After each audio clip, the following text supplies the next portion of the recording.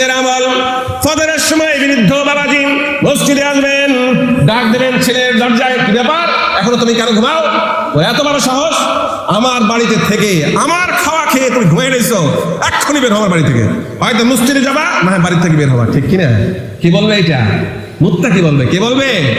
মুত্তাকি বলবে। কিন্তু এখানেই আমরা দুর্বল, অনেকেই দুর্বল। ঠিকই আমরা নামাজ পড়ি, কিন্তু আমার সন্তানকে কখনো আমি নামাজ পড়াতে পারি নাই, নামাজই বানাতে পারি না, এটা আমার ব্যর্থতা। মুত্তাকিদের দ্বিতীয় গুণ থেকে খারিজ হয়ে গেলাম। কি হয়ে গেলাম?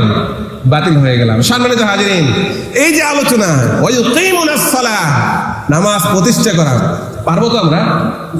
ট্রাই করি।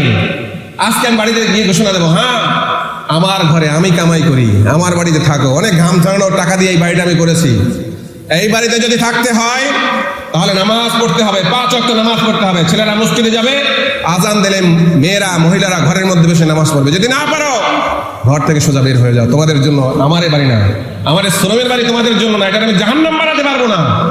এটা যদি বলতে পারেন তাহলে আপনি মুত্তাকি, ঠিক না? আপনি কি মুত্তাকি? আমি কি মুত্তাকি? না বলতে পারলে মুত্তাকিদের দ্বিতীয় গুণ থেকে খারেজ, বাতিল। বুঝা গেছে?